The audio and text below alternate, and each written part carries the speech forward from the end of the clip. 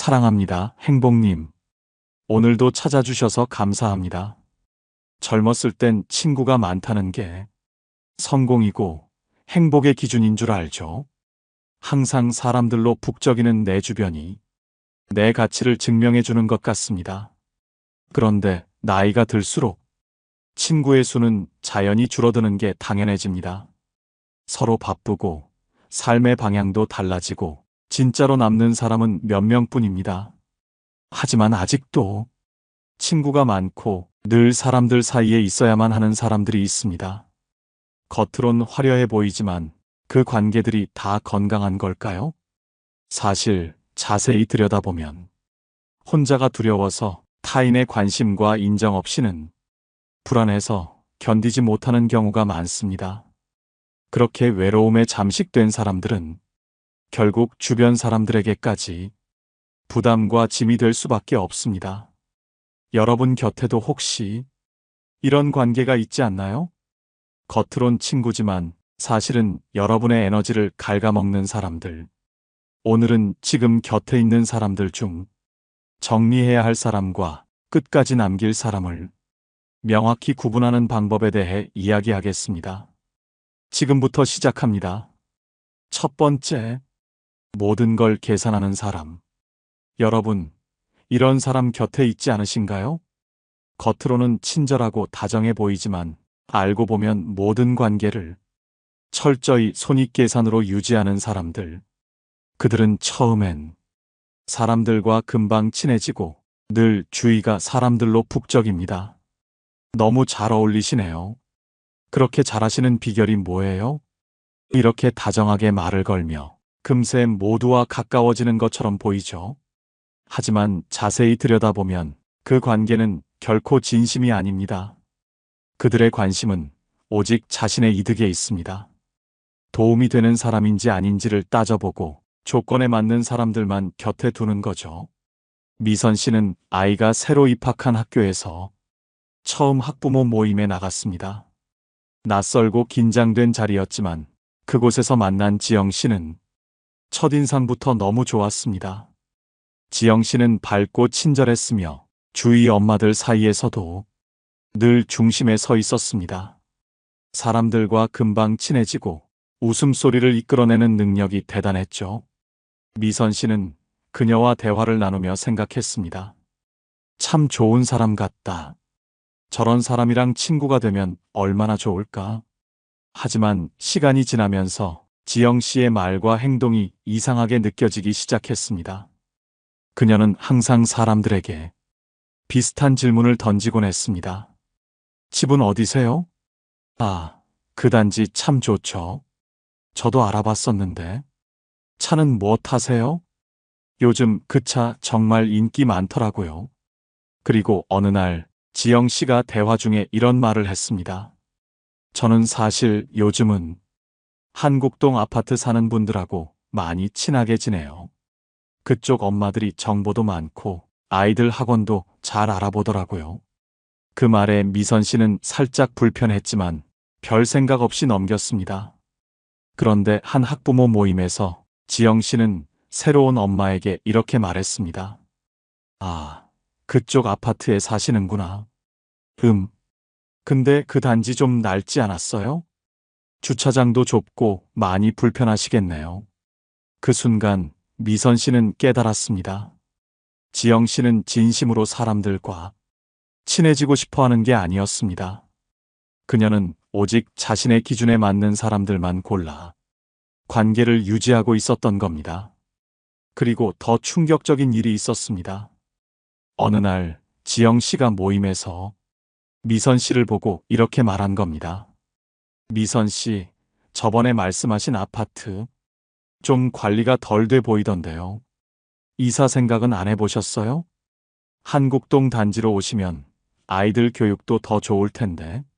지영 씨는 미선 씨를 자신과 같은 수준으로 끌어올리려는 척하면서도 사실은 미선 씨를 판단하고 있었습니다.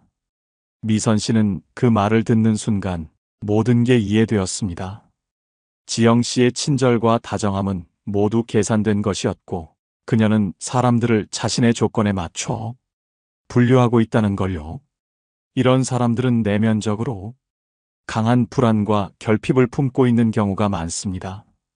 내가 가진 것만으로는 충분하지 않다는 생각에 항상 자신을 더 돋보이게 하고 관계를 통해 이득을 얻으려 합니다. 그들은 다른 사람을 진심으로 대하기보다 관계를 하나의 거래처럼 여기며 이 관계가 나에게 얼마나 유익한가를 따지죠. 결국 계산적인 태도는 그들의 불안한 자존감을 숨기기 위한 방편인 겁니다.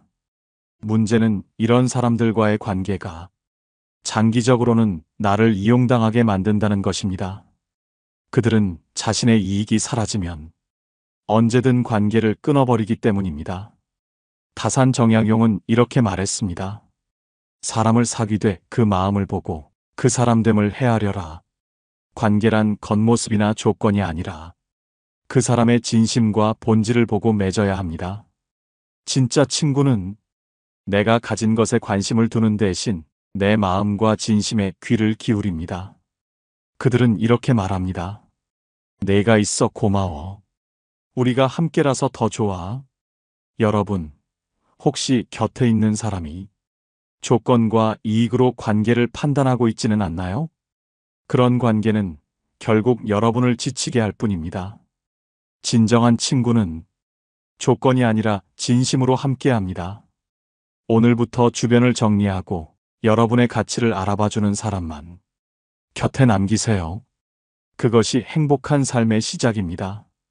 두 번째, 관계를 강요하는 사람. 여러분, 혹시 이런 사람 곁에 있지 않나요? 겉으로는 나를 위하는 척하지만 알고 보면 자신의 틀에 나를 끼워 넣으려는 사람들. 내가 너를 위해서 하는 말이야. 너랑 나 이렇게 해야 친구지. 그들은 마치 관계의 기준을 정하는 심판처럼 굴면서 끊임없이 나를 통제하려 합니다. 처음에는 그들이 정말 나를 아끼는 것 같아 고맙게 느껴질 수 있습니다. 하지만 시간이 지나면 알게 됩니다. 그 관계는 사실 그들의 방식대로 흘러가지 않으면 언제든 깨질 수 있다는 걸요. 그들의 곁에는 항상 자신의 말을 잘 들어주는 사람들만 남아 있습니다. 자신의 방식에 맞춰주지 않으면 너는 왜 이렇게 고집이 세니? 진짜 친구라면 이렇게 해야지. 라는 말로 비난하며 관계를 조종하려 들죠. 재민 씨는 회사 동료 중 한 명과 오랜 시간 친구처럼 지냈습니다. 그 동료는 항상 적극적이고 리더십이 강해 보였습니다. 처음엔 재민 씨에게도 좋은 영향을 주는 것 같았죠. 재민 씨, 이건 이렇게 해야 돼.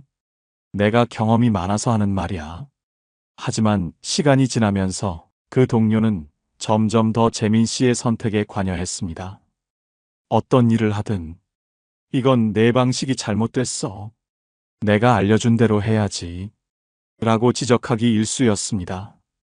특히 재민 씨가 중요한 결정을 할 때 그 동료는 늘 끼어들었습니다. 이걸 하려면 내 말대로 해. 아니면 분명 실패할 거야. 마치 자신이 재민 씨의 삶을 결정할 권리를 가진 것처럼 행동했죠.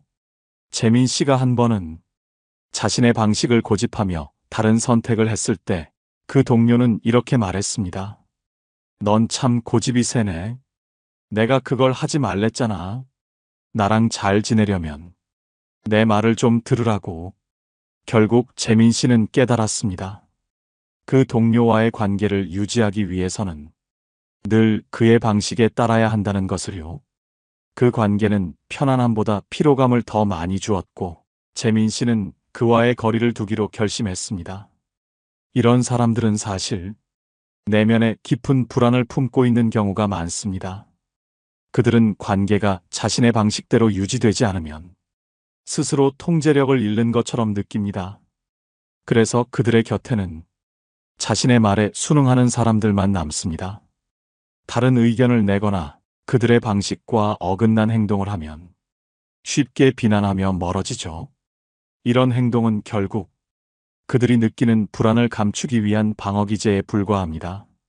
문제는 이런 관계가 오래 지속되면 상대방은 점점 자신의 의견을 잃고 스스로를 의심하게 된다는 겁니다. 결국 그들의 틀에 갇혀 자유롭게 생각하고 선택할 기회를 놓치게 됩니다. 프리드리히 니체는 이렇게 말했습니다. 자유를 강요당하는 순간 관계는 속박으로 변한다. 진정한 관계란 서로의 차이를 인정하고 서로의 선택을 존중하는 것입니다. 진짜 친구는 내 선택을 존중하고 내가 나답게 살아갈 수 있도록 곁에서 지지해 줍니다. 그들은 이렇게 말합니다. 내 방식이 맞아. 나는 내 편이야. 여러분, 혹시 곁에 끊임없이 관계를 강요하고 자신의 틀에 맞추려는 사람은 없나요? 그들은 여러분의 자유를 앗아가고 삶을 그들의 방식대로 통제하려 합니다. 이제 그 관계를 다시 생각해 보세요.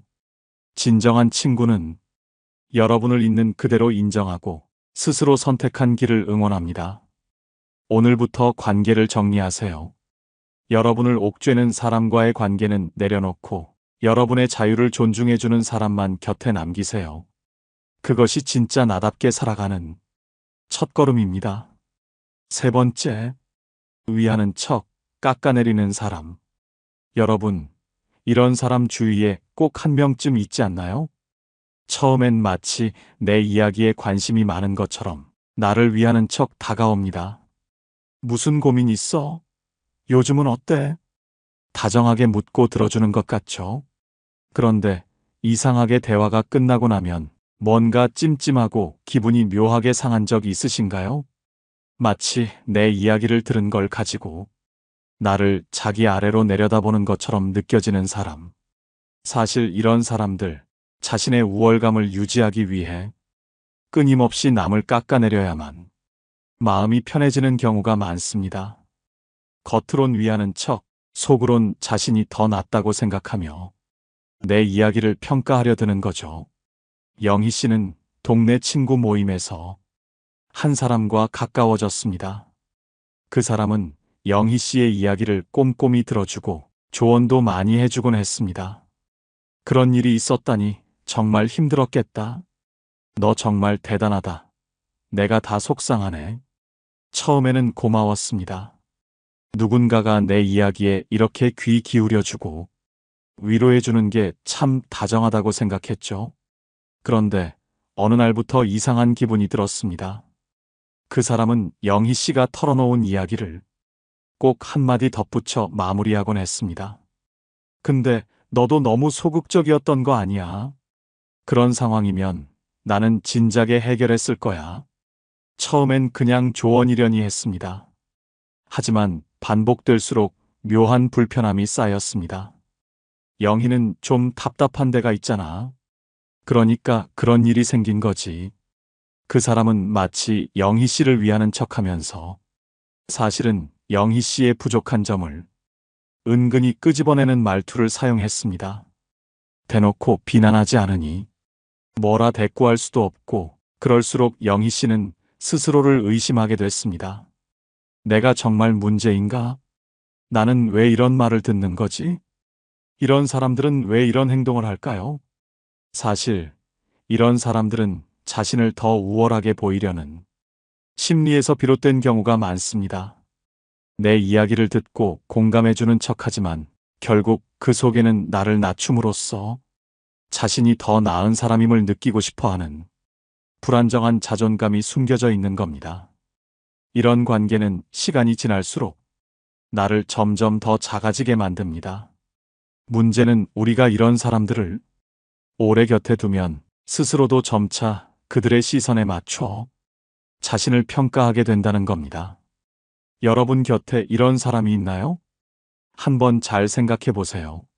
늘 위하는 척 조언을 하지만 결국엔 나를 깎아내리고 내 자존감을 갉아먹는 사람이요. 공자는 말했습니다. 친구는 서로를 올바로 이끌어야 한다. 만약 그렇지 못하면 그 관계는 친구라 부를 수 없다. 진짜 나를 위하는 사람은 나의 부족함을 지적하기보다 내가 스스로를 믿고 더 나아갈 수 있도록 힘을 주는 사람입니다. 그런 사람은 너는 충분히 잘하고 있어 라고 말해줍니다. 여러분의 곁에 있는 친구들을 다시 한번 돌아보세요. 누가 나를 진심으로 위하는 사람이고 누가 나를 은근히 깎아내리는 사람인지, 그리고 나를 더 나은 방향으로 이끄는 친구, 그런 사람만 곁에 남기세요. 그것이 내 삶을 더 건강하게 만드는 첫걸음입니다. 네 번째, 늘 과거에 머무는 사람. 여러분, 혹시 이런 사람 주변에 있지 않으신가요? 항상 과거의 이야기를 꺼내며 마치 자신을 우러러 봐달라고 스스로를 과장하고 자랑하는 사람들. 내가 그땐 정말 잘 나갔지. 그때 내가 얼마나 대단했는지 알아? 이런 말들이 그들의 대화 속에 빠지지 않습니다. 처음엔 대단하게 느껴질지도 모릅니다.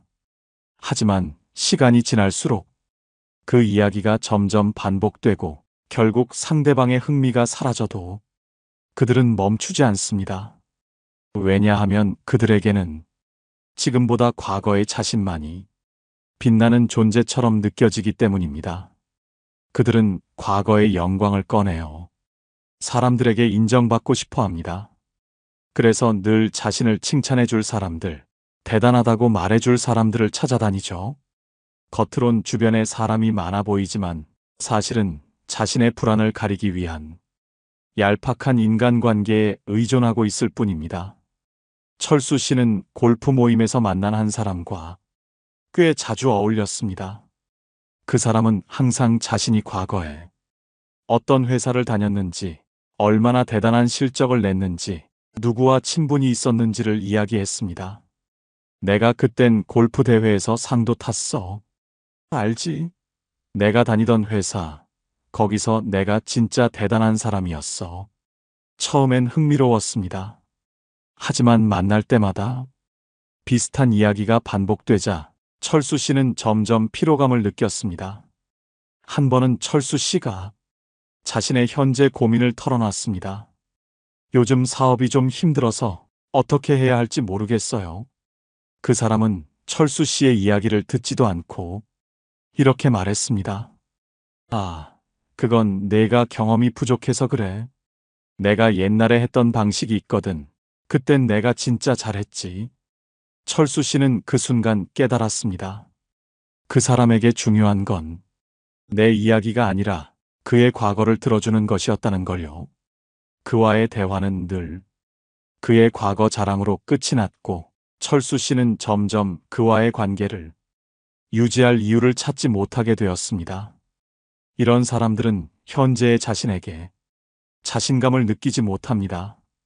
그래서 과거의 영광에 기대어 자신의 가치를 확인하려는 경우가 많습니다. 타인의 칭찬과 인정을 통해 스스로를 위로하려는 심리인 것이죠. 문제는 그들이 과거에 머물며 현재와 미래에 전혀 관심을 두지 않으니 관계에서도 발전이 없다는 겁니다. 그들의 대화는 늘 같은 이야기로 반복되고 결국 상대방을 지치게 만듭니다. 공자는 이렇게 말했습니다. 지나간 일에 얽매이지 말고 다가올 일을 두려워하지 말라. 과거에 매달리는 사람은 현재를 살지 못합니다. 그런 관계는 결국 여러분의 삶을 후퇴시키는 짐이 될 뿐입니다. 여러분, 주변에 있는 사람들을 다시 한번 돌아보세요. 곁에 있는 사람이 늘 과거의 이야기만 반복하며 여러분의 발목을 잡고 있다면 그 관계는 지금 정리해야 합니다. 앞으로 함께 나아갈 사람만 곁에 두세요. 과거가 아닌 현재를 살아가며 더 나은 미래를 꿈꾸는 사람들, 그런 사람이야말로 여러분의 인생을 행복하게 해줄 진짜 친구입니다. 지금 여러분이 어떤 관계를 선택하느냐에 따라 여러분의 내일이 달라질 겁니다. 행복한 미래를 향한 발걸음, 오늘부터 시작해 보세요. 다섯 번째, 늘 자신이 옳다고 하는 사람. 여러분, 혹시 이런 사람 주위에 계신가요? 항상 자신의 의견만 옳다고 고집하고 다른 사람의 이야기는 들으려고도 하지 않는 사람. 난 원래 이런 스타일이야. 내가 말했잖아. 내 말대로 했어야지. 늘 이런 말을 입에 달고 사는 사람들 말이죠. 이런 사람들은 꼭 자신이 주인공이어야만 마음이 편안해집니다. 무슨 대화든 어떤 상황이든 항상 자신이 중심에 있어야 하고 다른 사람들로부터 인정받아야 자기 존재를 확인하는 경우가 많습니다. 그렇다 보니 이런 사람들은 주변에 늘 사람이 많은 것처럼 보입니다. 겉보기엔 성격도 좋고 인간관계도 좋아 보이죠. 하지만 자세히 들여다보면 그들의 인간관계는 대체로 그들을 중심으로 돌아가는 관계들입니다. 그들에게 맞춰주고 그들을 돋보이게 해주는 사람들만 그 곁에 남아있는 경우가 많습니다. 영진 씨는 회사에서 늘 활발하고 자신감 넘치는 동료 철민 씨와 꽤 가까워졌습니다. 철민 씨는 업무적으로도 능력이 뛰어나 보였고 회의 때마다 주도적으로 아이디어를 내며 주목받는 사람이었죠. 처음엔 그의 적극적이고 자신감 있는 태도가 영진 씨에게도 자극이 되고 좋은 영향을 주는 것처럼 느껴졌습니다. 그런데 시간이 지날수록 이상한 점들이 보이기 시작했습니다. 회의 중에 영진 씨가 의견을 내면 철민 씨는 꼭 한마디를 덧붙였습니다. 그 아이디어 나쁘진 않은데 내 생각엔 이렇게 바꾸는 게 더 맞을 것 같아. 영진 씨 말도 일리가 있긴 한데 그보단 이런 방향이 더 낫지 않을까요? 그의 말투는 부드러웠지만 항상 자신의 의견이 더 낫다고 강조했습니다. 그뿐만이 아니었습니다. 프로젝트 발표 준비를 함께 하면서 영진 씨가 대부분의 자료를 준비했음에도 불구하고 철민 씨는 최종 발표 자리에서 이렇게 말했습니다. 제가 이 프로젝트의 방향을 정하고 팀원들과 함께 완성했습니다. 그 순간 영진 씨는 깨달았습니다. 철민 씨는 늘 자신이 중심에 있어야 하고 자신이 돋보여야만 만족하는 사람이었다는 걸요. 그에게 중요한 건 팀의 성과가 아니라 자신이 얼마나 주목받느냐는 것이었죠. 영진 씨는 그와의 관계에서 점점 피로감을 느꼈습니다. 자신의 노력은 가려지고 대화마저 그의 의견에 묻히는 상황이 반복되자 더는 이 관계를 유지할 필요가 없다는 결심을 하게 되었습니다. 이런 사람들은 내면에 강한 불안감을 가지고 있는 경우가 많습니다.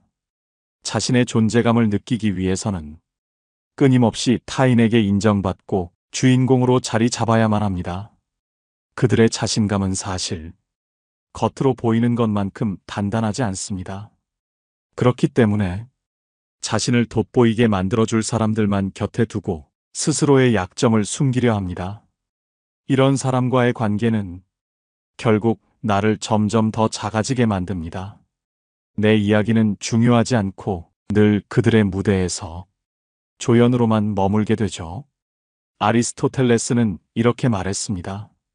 진정한 친구는 당신을 자신과 동등하게 대하는 사람이다. 진짜 인간관계는 누군가를 주인공으로 세우는 것이 아니라 서로가 동등한 무대 위에 서는 관계입니다. 진정으로 여러분을 위하는 사람은 여러분을 조연으로 만들지 않습니다. 그들은 여러분의 의견을 듣고 존중하며 함께 무대를 만들어 갑니다. 그런 사람들은 그렇게 생각하는구나. 내가 배웠어. 우리가 함께 만들어 가자. 라고 말해줍니다. 여러분 곁에 있는 사람들을 다시 한번 돌아보세요. 늘 자신이 주인공이어야 하고 나를 조연으로 만들어 스스로만 돋보이려는 사람. 그런 사람과의 관계는 결국 나를 더 작아지게 만듭니다. 모든 인생은 각자가 주인공입니다. 여러분 역시 여러분의 무대에서 빛날 자격이 있습니다. 함께 무대를 꾸밀 수 있는 사람, 그런 친구만 곁에 남기세요. 그것이 진정으로 건강한 관계를 만드는 첫걸음입니다. 오늘 말씀드린 5가지 사람들, 여러분 곁에 혹시 떠오르는 얼굴이 있나요? 그렇다면 지금이 바로 그 관계를 돌아보고 정리해야 할 때입니다. 사람 관계는 양이 아니라 질입니다. 겉으로는 화려해 보이는 관계가 내 삶에 독이 될 수 있고 한 명의 진정한 친구가 내 삶에 진짜 행복을 가져다 줄 수 있습니다. 공자는 이렇게 말했습니다. 친구는 서로를 올바르게 이끌어야 한다. 그렇지 않으면 친구라 부를 수 없다. 이제 진정한 관계만 곁에 두세요. 내 삶에 긍정적이고 따뜻한 영향을 주는 사람들. 그런 사람들과 함께할 때 여러분의 삶은 더 건강하고 더 행복해질 것입니다. 오늘 영상이 여러분의 관계를 돌아보고 행복으로 가는 길을 찾는 작은 계기가 되었길 바랍니다. 여러분은 어떤 친구를 남기고 어떤 친구를 정리하고 싶으신가요? 여러분의 생각을 댓글로 나눠주세요. 그 지혜가 많은 분들에게 큰 힘이 될 것입니다. 오늘 영상이 도움이 되셨다면 소중한 분들께 공유해 주시고 구독과 좋아요로 저를 응원해 주세요. 여러분과의 소중한 연결이 저에게 큰 힘이 됩니다. 오늘도 여러분의 행복을 빕니다. 이상으로 행복 주문서였습니다.